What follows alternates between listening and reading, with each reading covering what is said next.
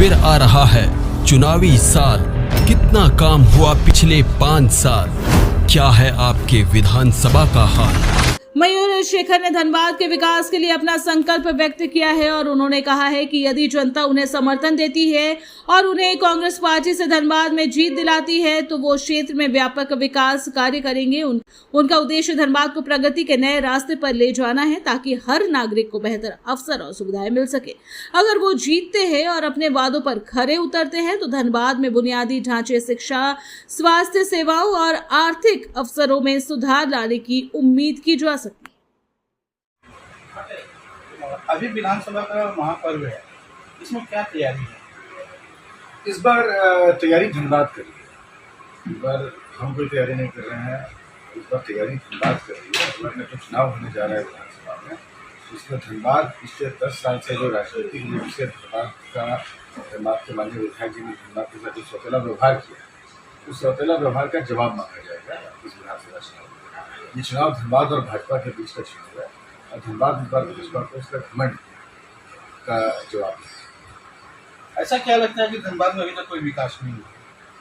देखिए, धनबाद आधारशिला रही है पूरे झारखंड की अर्थव्यवस्था की। जब झारखंड राज्य अलग बना था कुछ तो कारण रहा होगा ना कि जब बिहार राज्य का गठन हो रहा था तो बिहार राज्य तत्कालीन जो लोग थे उन्होंने काफ़ी दबाव देकर धनबाद को बिहार राज्य दिया। उसके बाद जब झारखंड राज्य का गठन हुआ था तो धनबाद झारखंड में गया। उसके बाद रेलवे के अंदर बहुत बड़ा विवाद चला था कि धनबाद की जोन में रहेगा। तो कुछ तो धनबाद में ऐसी खास बात होगी कि धनबाद को पाने के लिए जो तमाम संस्थाएं और तमाम प्रदेश में इतना संघर्ष करते हैं और धनबाद को आप पा लेते हैं तो ये रिश्ता एक तरफा नहीं जा सकता। आज जो राजनीतिक वर्ग का धनबाद के प्रति प्यार है वो कहीं ना कहीं एक तरफा प्यार है। वो कहता है कि धनबाद तो हमसे प्यार करे और उस प्यार का जवाब हम धनबाद से मिलेंगे, तो ये एक तरफा प्यार नहीं होना चाहिए। पिछले 24 साल में धनबाद के साथ लगातार सौतेला व्यवहार किया गया है। मैं एम्स और एयरपोर्ट की तो बात ही नहीं करता। एम्स और एयरपोर्ट तो धनबाद के खुले आंखों के सामने चुरा कर ले गया और धनबाद की तत्कालीन जो राजनीतिक व्यवस्था थी, धनबाद के जो उस समय के सांसद थे, धनबाद के जो विधायक उस समय तो राज भी हैं, उनके मुंह में घी जमकर रह गया। एक सवाल तक उन्होंने नहीं उठाया। आज आर्थिक रूप से चाहे वो कोयले के कारण हो, चाहे वो रेलवे को हो, धनबाद जितने रिसोर्सेज प्रोवाइड करता है इस पूरे देश को उतना रिसोर्सेज कोई नहीं देता। आज 40% कोयला हम देते हैं, जिस कोयले के कारण आज सस्ते दरों पर बिजली का सृजन होता है। आज हम जो कोयला देते हैं आपको, उसके कारण सस्ता स्टील बनता है जिससे देश में इंफ्रास्ट्रक्चर का निर्माण हो रहा है। हमारे कोयले से फर्टिलाइजर होता है जो बाद में खेतों में जाकर लगता है तो किसान अनाज उपजाते हैं। उसके बदले में हमें क्या मिलता है? हमारे आंखों के सामने से एम्स भी लेकर चले जाते हैं आप, हमारे आंखों के सामने से एयरपोर्ट भी लेकर चले जाते हैं आप। एक शैक्षणिक संस्थान आप धनबाद को नहीं रहता जो ISM का उसी पर अपग्रेड करके आपने IT बना दिया। जो एक मिडिल लेवल का अच्छा शैक्षणिक संस्थान होता है वो तक आप नहीं देख रहे हैं। कोई ऑल्टरनेट इकोनॉमी की व्यवस्था आपने धनबाद में नहीं की। आज 12वीं पास करने के बाद धनबाद में जो मेधावी युवा हैं उनके पास पलायन करने के अलावा और कोई ऑप्शन आपने नहीं छोड़ा है। और वो जो 12वीं के बाद पलायन करता है वो नौकरी भी उसको कहीं ना कहीं बाहर ही करना पड़ता है। तो आपने धनबाद को एक बहुत बड़ा तबका जो धनबाद से मोहब्बत करता है उस तबके को आपने धनबाद से पलायन करने के लिए मजबूर कर दिया। तो इस स्थिति के खिलाफ हम लड़ रहे हैं, स्थिति के खिलाफ हम लगातार आवाज़ उठा रहे हैं। हम ये आवाज़ उठाते रहेंगे और धनबाद की जनता इस बात को समझ रही है, धनबाद की जनता इस बात को समझ रही है कि अपना राजनीतिक अधिकार धनबाद की जनता को इस बार लड़ कर लेना होगा। वो लड़ाई लड़ने के लिए धनबाद की जनता मुझे जहाँ मिलना चाह रहा हूँ तैयार। तो क्या एक लोकसभा में 2 एयरपोर्ट होती है क्या? देखिए, वो कहीं कोई किताब में नहीं लिखा गया कितना एयरपोर्ट हो नहीं हो। अभी धनबाद में एयरपोर्ट है नहीं, एक जैसे अभी बोकारो में अभी कागजों पर है। दो बात है, तो बोकारो का एयरपोर्ट कागजों पर है, वो अभी धरातल पर आया है। बोकारो का एयरपोर्ट जितना कागजों पर है उतना धनबाद का एयरपोर्ट भी कागजों पर है। बोकारो से पहले जब धनबाद में भी कागजों पर एयरपोर्ट है, जिस दिन देवघर में एयरपोर्ट अवार्ड नहीं हो गया उस दिन तक तो कागजों पर धनबाद में एयरपोर्ट था। तो ये एक बड़ी हाइपोथेटिकल स्थिति है कि बोकारो में कब एयरपोर्ट होता है, कब नॉर्मल तेल होगा और वो जो कहावत है। तो ये वास्तविक स्थिति है क्या कौन सा आपने बोकारो में हमको एयरपोर्ट देख लिया यहाँ पर। धनबाद की जहाँ तक बात है, धनबाद का में जो एयरपोर्ट का क्लेम है वो लॉजिकल क्लेम है। धनबाद सिंफर का हेडक्वार्टर है। आज जो है माइनिंग DGMS का हेडक्वार्टर धनबाद है। आज माइनिंग के क्षेत्र में जितना देशव्यापी रिसर्च चल रहा है वो धनबाद में चल रहा है। दुनिया भर से साइंटिस्ट आज धनबाद में आते हैं। कोई भी बड़ा माइनिंग का काम देश भर में कहीं भी करता है तो माइनिंग सिक्योरिटी के क्लियरेंस के लिए वो धनबाद में आता है। उसका हेडक्वार्टर धनबाद है। BCCL जो है देश की अर्थव्यवस्था का एक बहुत महत्वपूर्ण केंद्र है। इसके अलावा धनबाद में आसपास टूरिज्म का बहुत अच्छा व्यवस्था है। धनबाद में अगर आप एयरपोर्ट बना देते हैं तो उस एयरपोर्ट के कारण व्यापार को भी फायदा होगा और उस एयरपोर्ट के कारण टूरिज्म को भी फायदा होगा। लोगों ने इसको सोचा नहीं, लेकिन आप मान लीजिए मैं एक हाइपोथेटिकल सिचुएशन देता हूँ कि अगर हम तोपचाची में एयरपोर्ट का प्रबंध करते हैं, अगर हम तोपचाची में एयरपोर्ट का प्रबंध करते हैं तो हमारे जिले में भी एयरपोर्ट आ गया, उससे आप पारसनाथ का पूरा एक जो इकॉनमी है उस इकॉनमी को वहाँ पर बूस्ट मिलेगा। वहाँ का पूरा एक टूरिज्म सर्किट, एक जैन रिलीजियस टूरिज्म सर्किट का केंद्र बन सकेगा। उसके अलावा आप देखिए, मैं कई बार जो बहुत सारे मेरे दोस्त हैं जो टूरिज्म सेक्टर में काम कर रहे हैं, वो मुझे कहते हैं कि भाई राजस्थान में जो टूरिज्म आज इतना फेमस है, मैं हिमाचल और कश्मीर की बात नहीं कर रहा हूँ जहाँ पर कि हिमालय पर्वत है और जो प्रकृति बहुत ज़्यादा मेहरबान रही है इन प्रदेशों के ऊपर, चाहे उत्तराखंड हो, हिमाचल हो, चाहे कश्मीर हो। मैं तो तुलना राजस्थान से आज राजस्थान में ना तो वातावरण का सहयोग है राजस्थान को, आखिर राजस्थान में टूरिज्म इतना ज़्यादा क्यों बढ़ पाया? क्योंकि एक तो सुचारू व्यवस्था ट्रांसपोर्टेशन का था और अच्छे से वहाँ की जो भी सरकारें रही उन सरकारों ने टूरिज्म को प्रमोट किया। आज वो व्यवस्था धनबाद के आसपास अच्छे से की जा सकती है। लोग शेर देखने राजस्थान जाते हैं, लोग हाथी देखने टुल्ली क्यों नहीं आ सकते हैं? तो इस तरह से एक एयरपोर्ट के कारण एक बहुत बड़ा सर्कुलर इकोनॉमी का सृजन हुआ है। ये यहाँ की राजनीतिक क्लास समझ नहीं रही। एयरपोर्ट का मतलब ये नहीं है कि दिन में आपने 300 लोगों के आवागमन को ठप कर दिया। आज दुर्गापुर जो प्लेनें आ रही हैं, दुर्गापुर प्लेन में औसतन हर दिन 65 से 63 व्यक्ति वो टिकट बुक करें जिनका आधार कार्ड था। इससे क्या मतलब है? कोई ट्रैफिक है धनबाद में? अगर धनबाद आपको लाती है तो क्या करेंगे धनबाद के लिए? फिर धनबाद के लिए मैं तो एक 8 पॉइंट लेकर चल रहा हूँ और जो मैं की 8 बिंदु लेकर चल रहा हूँ आपको, जो सबसे महत्वपूर्ण चीज़ है धनबाद में एक रोजगार का वैकल्पिक व्यवस्था, अर्थव्यवस्था का एक वैकल्पिक व्यवस्था यहाँ पर तैयार है।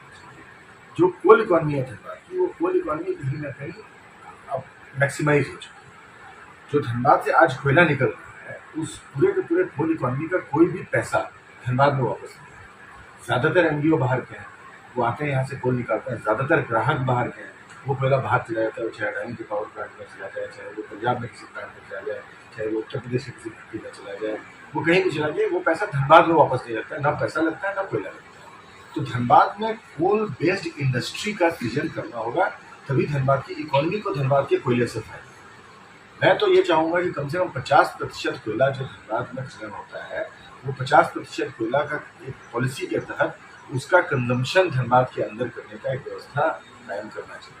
नहीं 50 है तो शुरुआत तो अपना 25% ही कर दीजिए।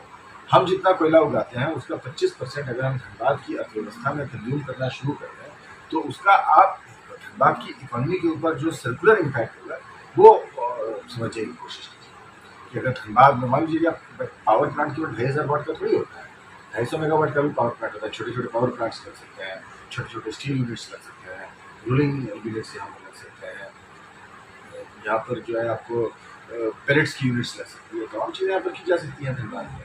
आप ये करके तो देखिए कि 25% कोयला लोकल इकोनॉमी में खरीद होगा, तब जाके फैक्ट्री आएंगी और तब रोजगार का सृजन होगा और तब धनबाद का पैसा धनबाद में। आज तो NGO कंपनियाँ आती हैं, वो जो पैसा कमाते हैं वो ना धनबाद के रियल एस्टेट में री इन्वेस्ट होता है, वो पैसा ना तो धनबाद में उस पैसे का वो सोना चांदी खरीद रहे हैं, ना तो उस पैसे से वो धनबाद में कपड़ा खरीद रहे हो, कपड़ा भी खरीदने कलकत्ता और दिल्ली जाते हैं। तो धनबाद की इकोनॉमी को धनबाद के कोयले से जो पैसा निकल रहा है उस पैसे का बहुत कम बेनिफिट है। जिस दिन आप कोयले को एक उद्योग का रूप दे दीजिएगा, जिस दिन कोयले के आधारित उद्योग धनबाद में आएंगे, उस दिन आपको वास्तव में धनबाद की इकोनॉमी को उसका फायदा होगा। उसके अलावा एक और व्यवस्था भी करनी चाहिए। देखिए आज से देश के प्रधानमंत्री नरेंद्र मोदी जी का जो ग्लोबल क्लाइमेट कांग्रेस को कमिटमेंट है वो ये है कि 2035 के बाद हम कोयला फ्री आउट करें। तो क्या इस स्थिति के बारे में हमने सोचा कि 10 साल के बाद धनबाद की इकोनॉमी का होगा क्या? जब कोयला फ्रीज आउट हो जाएगा तो हमारा होगा क्या? हमने कोई वैकल्पिक व्यवस्था तो बनाई नहीं है, क्या लोग भूखे मरेंगे? ठीक, वैकल्पिक व्यवस्था धनबाद में बन सकती है। धनबाद में उद्योग आ सकते हैं, धनबाद में IT की कंपनियाँ आ सकती हैं, धनबाद में टेक्नोलॉजी की कंपनियाँ आ सकती हैं, धनबाद में स्टार्टअप्स हो सकते हैं। धनबाद बहुत ही टैलेंटेड लोगों का एक शहर है। धनबाद से निकले हुए लड़के आज देश दुनिया में नाम रोशन कर रहे हैं। धनबाद का परिवार उन लड़कों से अगर बात किया जाए वो धनबाद की इकोनॉमी में क्यों नहीं कंट्रीब्यूट करेंगे? लेकिन आज जरूरत है कोई बढ़ चढ़ कर सामने से जाकर इन लड़कों से बात करे और जो ब्रेन ड्रेन हो गया है रिवर्स ब्रेन ड्रेन शुरू करने की कोशिश की, वो किया जा सकता है। जो भी मैं कह रहा हूँ उसमें कुछ भी असंभव नहीं है, ये सब कुछ किया जा सकता है। उसके अलावा आप देखिए पलायन और बेरोजगारी का समस्या, इन चीज़ों के इस माध्यम से इन समस्याओं का समाधान यहाँ पर लोगों को मिलेगा। जो स्वास्थ्य की कुव्यवस्था है वो तो किसी से छुपी हुई है। अब आप एम्स धनबाद से छीन कर चले, लेकिन आप एम्स तो बहुत बड़ी बात है। आज आप देखिए छोटी मोटी हारी बीमारी के लिए मेरे पास एक प्राइमरी हेल्थ केयर अवेलेबल नहीं है, मेरे पास एक प्राइमरी हेल्थ इंफ्रास्ट्रक्चर भी धनबाद रिक्वायर किया जा सकता है। छोटी मोटी बीमारी के लिए लोगों को NMCH और केंद्रीय अस्पताल तो उनके ऊपर भी बहुत ज़्यादा लोड है। तो एक धनबाद में अस्पतालों का फीडर नेटवर्क बनना चाहिए और सेंट्रल हॉस्पिटल और NMCH को अपग्रेड करना चाहिए। नया एम्स कब बनेगा किसी को नहीं पता। इन दो अस्पतालों को अपग्रेड करने की आवश्यकता है, तब जाकर धनबाद में सुचारू स्वास्थ्य व्यवस्था कर सकेगा। इसी तरह से शिक्षा व्यवस्था में इन्वेस्ट करने की जरूरत है। आज 12वीं के बाद धनबाद की शिक्षा व्यवस्था में धनबाद के मेधावी छात्रों को धनबाद शहर में रिटेन करने का कोई भी अवसर नहीं। वो अवसर क्रिएट करना जो KIT तरह के इंस्टीट्यूट्स में लोग भुवनेश्वर पढ़ने जाते हैं, वैसे इंस्टीट्यूट धनबाद में बनाना कोई मुश्किल काम नहीं है। धनबाद से IT कितने लोग जा रहे हैं? साल के 6, 7, 8, 10 बच्चे जा रहे हैं IT पढ़ने के लिए। जो 500-600 लोग हर साल धनबाद शहर से निकल कर जा रहे हैं, वो जिस स्तर के इंजीनियरिंग कॉलेज में उड़ीसा में, कर्नाटक में या महाराष्ट्र में पढ़ने के लिए जा रहे हैं, उस स्तर का इंजीनियरिंग कॉलेज धनबाद में बनाना कोई मुश्किल काम नहीं, वो बन सकता है। जैसे अभी आपने बताया कि स्वास्थ्य के लिए चिकित्सा हॉस्पिटल बनानी चाहिए। झरिया में एक हॉस्पिटल करोड़ों रुपए लगकर बनी, मगर आज तक वो उसकी उद्घाटन नहीं होता, उसका कारण क्या है? देखिए ये यही सब तो विफलताएं हैं, यही सब तो हमारी विफलताएं हैं। और एक बात और हमें देखना चाहिए कि ये ऊंची दुकान फीका पकवान वाला बात यहाँ पर देखना चाहिए। प्राइवेट अस्पताल धनबाद में भी 3-4 बड़े-बड़े लगते हैं। मिडिल क्लास टैक्स देता है, इस टैक्स के एवज में मिडिल क्लास सरकार से ये उम्मीद रखता है कि कल को हमारी हारी बीमारी में आप हमें स्वास्थ्य की सुविधा देंगे। आज मिडिल क्लास का सरकारी अस्पताल पर से विश्वास उठता जा रहा है। ये हमारी सरकारों का, ये हमारे लोकतंत्र का बहुत बड़ा फेलियर है। हिंदुस्तान का मिडिल क्लास अगर सरकारी अस्पताल में जाने से डरने लगे, और आज वास्तविक स्थिति ये है कि कोई भी व्यक्ति जिसके पास इंश्योरेंस है वो किसी सरकारी अस्पताल में इलाज कराने जाने के लिए तैयार नहीं है। ये स्थिति बदलने की आवश्यकता है। बड़े बड़े चकाचौंध वाले करोड़ों रुपए का अस्पताल इस चीज़ का सोल्यूशन नहीं है। इस चीज़ का सोल्यूशन है basic infrastructure upgrade of existing government health infrastructure. ये कमियां किसकी? ये कलेक्टिव कमियां हैं, क्योंकि सरकार की कमी है। लेकिन मैं सबसे बड़ा जिम्मेदार मानता हूँ, देखिए हर व्यक्ति मुख्यमंत्री तक नहीं पहुँच सकता, हर व्यक्ति स्वास्थ्य मंत्री तक नहीं पहुँच सकता। इसलिए हमारे लोकतंत्र में एक व्यवस्था की बनाई हुई है कि आप जहाँ तक नहीं पहुँच सकते हैं वहाँ तक आपकी आवाज़ पहुँचे। उस आवाज़ को जनप्रतिनिधि के माध्यम से उस आवाज़ का व्यवस्था लोकतंत्र में हमारा किया है। मैं आज जब धनबाद की बात करता हूँ तो हमारे धनबाद की सबसे बड़ी फेलियर है कि धनबाद की समस्याओं को जिस पटल पर रखने के लिए धनबाद की जनता ने राज सिन्हा को विधायक चुना था, उन समस्याओं को उस पटल पर 10 साल से रखने में लगातार राज सिन्हा जी फेलियर है। राज सिन्हा जी ने पिछले 10 साल में, आप एक बार बता दीजिए कि धनबाद की स्वास्थ्य व्यवस्था को लेकर विधानसभा में एक प्रश्न थे। एक बार आप बता दीजिए जब राज सिन्हा ने धनबाद के पलायन की समस्या को लेकर विधानसभा में कोई बात करी। आपको प्रेस के सामने बात करें, प्रेस के सामने मैं भी आज आपके सामने बात करें। आपको एक बहुत ही महत्वपूर्ण जिम्मेदारी के साथ धनबाद की जनता चुनती है कि जो राज्य का सबसे शीर्ष पटल है, उस शीर्ष पटल पर आप हमारी बात को रखिए। आज राज सिन्हा जी ने विकास तो छोड़ दीजिए, धनबाद हुई आवाज तक से जो है बेदखल कर दिया। धनबाद विकास तो छोड़ दीजिए, धनबाद सवाल तक से दूर। तो क्या ये धनबाद की स्थिति कभी सुधर पाएगी? धनबाद को आज एक ऐसे जनप्रतिनिधि की जरूरत है जो धनबाद के दर्द को समझे और उस दर्द को बयान करे। धनबाद को एक ऐसे जनप्रतिनिधि की जरूरत है जो गर्व से कहे कि मैं धनबाद की जनता का दलाल हूँ, मैं किसी 2 करोड़ के कोयले के ठेकेदार का दलाल हूँ। धनबाद की स्थिति जो क्राइम के से हमेशा मर्डर होते रहती है, खून खराबे होते रहती है, इसका कारण है? देखिए एक इसमें एक चीज़ है, पिछले 24 साल में कहीं ना कहीं मैंने कहा, और मैं इसमें राजनीति से ऊपर उठ कर बात हूँ। मैं धनबाद का एक नागरिक हूँ, और जब पता चलता है कि भाई किसी व्यापारी की, उस व्यापारी की जो भी पृष्ठभूमि रही है, किसी व्यापारी की जो है सरेआम हत्या हो जाती है, तो दिल को दिखा देने वाली बात है। देखिए जहाँ तक कानून व्यवस्था का सवाल है, तो अगर आप भारत के जो समकालीन इतिहास है, भारत के समकालीन इतिहास को उठाकर देखिए तो बहुत सारे प्रूवन केस स्टडीज हैं कि किस तरह से जहाँ जहाँ कानून व्यवस्था हाथ से निकली है, किस तरह से कानून व्यवस्था को कंट्रोल किया गया। मैं नहीं कहता हूँ कि गुड़गांव और दिल्ली में कानून व्यवस्था बहुत अच्छा हो गया, लेकिन फिर भी बेहतर है, वहाँ कम से कम सुनवाई है। धनबाद में 2 चीज़ें हैं कि एक तो कानून का डर लोगों के दिमाग से उतर गया। कानून का डर उतरने का कारण होता है कि जब पुलिस त्वरित कार्रवाई नहीं कर पाती तो कानून का डर लोगों को यहाँ से उतरता है।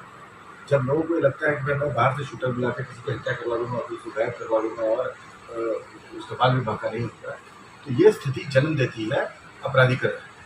इसका समाधान जो पुलिस रिफॉर्म से अच्छा इसका कोई समाधान नहीं है। पुलिस रिफॉर्म धनबाद में हुआ ही नहीं है, पुलिस रिफॉर्म धनबाद तो छोड़ दीजिए, पुलिस रिफॉर्म झारखंड में हुआ ही नहीं है। ये एक बहुत बड़ा प्रायोरिटी सेक्टर है जिसमें राज्य की सरकार को गंभीरता से सोचने की आवश्यकता है। आज धनबाद एक एसएसपी और 2 एसपी के बस का शहर नहीं है, उससे कहीं बड़ा धनबाद हो चुका है। धनबाद की आबादी हो चुकी है। कल को हम धनबाद में उद्योग आकर्षित करने की बात कर रहे हैं, तो धनबाद की जो पुलिसिंग है, धनबाद की पुलिसिंग को एक कमिश्नरेट स्ट्रक्चर देने की आवश्यकता है। और ये केवल धनबाद की बात नहीं, झारखंड में 3-4 ऐसे महत्वपूर्ण केंद्र, चाहे धनबाद हो, चाहे जमशेदपुर हो, चाहे रांची हो, ये जो कुछ महत्वपूर्ण केंद्र हैं, उन महत्वपूर्ण केंद्रों को आज तुरंत प्रभाव से कमिश्नरेट में कन्वर्ट करना चाहिए। जब कमिश्नरेट बनेगा तो धनबाद शहर का जो जिम्मेदारी होगा पुलिसिंग की, वो कम से कम आईजी रैंक के अफसर का जिम्मेदारी रहेगा। उसके अंदर आज जो एसपी रैंक के 3 अफसर हैं, तो एसपी रैंक के 6-7 अफसर रहेंगे। तो एक साथ 10-12 आईपीएस अफसरों की जब तैनाती रहेगी धनबाद में, उसके बाद जेपीएस अफसरों का एक बहुत बड़ा फोर्स रहेगा। उस फोर्स का जो ट्रिकल डाउन इफेक्ट होगा ना, वो आपको जमीन तक दिखेगा। उससे आपको जो एकदम ग्रासरूट स्तर पर भी पुलिस के रिफॉर्म्स में उसका हम लोगों को जो है असर दिखना चाहिए। तो मेरा अपना सुझाव यह है सरकार को कि धनबाद जैसे शहर को, जहाँ जो बढ़ता हुआ शहर है, उन शहरों को तुरंत प्रभाव से कमिश्नरेट में कन्वर्ट करना चाहिए। तो क्या टिकट आपको कांग्रेस दे रही है या फिर निर्दलीय भी लड़ने की? देखिए ये सब ये बहुत ही आज के स्थिति बहुत ही हाइपोथेटिकल स्थिति है। मैं कांग्रेस पार्टी का समाही रहा हूँ, कांग्रेस पार्टी का राष्ट्रीय पदाधिकारी रहा हूँ, मैं राष्ट्रीय प्रवक्ता रहा हूँ कांग्रेस पार्टी का। कांग्रेस के बहुत महत्वपूर्ण अभियानों का मैंने जो है परिचय में हिस्सा लिया, और जो कांग्रेस का डिजिटल मेंबरशिप ड्राइव था, वो डिजिटल मेंबरशिप ड्राइव का सपोर्ट मिला है कि राष्ट्र स्तर पर मैं उसका प्रभारी था। उसके बाद कांग्रेस का एक बहुत बड़ा जो अभी भारत के इतिहास में 2 बार राष्ट्रव्यापी किसी राजनीतिक पार्टी ने चंदा अभियान किया। पहली बार महात्मा गांधी जी ने किया था सत्याग्रह के समय, और दूसरी बार अभी कांग्रेस पार्टी ने किया 2023 में। तो जो कांग्रेस पार्टी का वो चंदा अभियान था राष्ट्रव्यापी, उसकी भी पूरी टेक्नोलॉजी और बैकेंड वो मैं देखता है। तो कांग्रेस पार्टी के साथ मेरा बहुत गहरा रिश्ता है। आगे अब देखते हैं, तो पार्टी सोच समझ के भी फैसला लेके, हाँ मैं दावेदार हूँ, मैं धनबाद का प्रतिनिधित्व करना चाहता हूँ। तो राजनीति का आप कब से कर रहे हैं? नहीं, मैं तो छात्र राजनीति करता हूँ। तो जब 2000 में दिल्ली पढ़ने गया, 2001 मैंने से ज्वाइन कर लिया था, तो तब से मैं कांग्रेस पार्टी और छात्र राजनीति और पब्लिक जीवन से मैं तब से जुड़ा हूँ। क्या लगता है कि धनबाद कभी सुधर पाएगा? धनबाद बिल्कुल सुधर है। धनबाद बहुत ही बेहतरीन शहर है, बहुत ही अच्छे लोग हैं धनबाद के, और धनबाद जो है वो केस स्टडी बनेगा। धनबाद एक ही मामले में कमज़ोर पड़ गया है पिछले 10-15 साल में। धनबाद राजनीतिक प्रतिनिधित्व में पिछड़ते जा रहा है। धनबाद को एक बेहतर राजनीतिक प्रतिनिधित्व, जनता से क्या अपील करेंगे? जनता से अपील करने की जरूरत नहीं है। इस बार तो लड़ाई जनता और भाजपा के बीच। जनता से तो अपील करने की जरूरत नहीं, जनता तो मन बना चुकी। जनता आज ऑल्टरनेटिव खोज रही है। मैं कोशिश कर रहा हूँ जनता के बीच जाकर अपने आप को एक ऑल्टरनेटिव के रूप में मैं प्रेजेंट कर रहा हूँ। अपील जनता से करने की जरूरत है, जनता बहुत समझदार है। आप अपनी परिचय देंगे? मेरा नाम मयूर शेखर है, मैं कांग्रेस पार्टी से। अभी आपने मयूर शेखर जी को सुने कि अगर जनता उनको लाती है तो धनबाद को स्टैंड करेंगे। जो धनबाद में अभी प्लायन हो रही है या रोजगार नहीं है, इस पर ये काम करेंगे। धन्यवाद।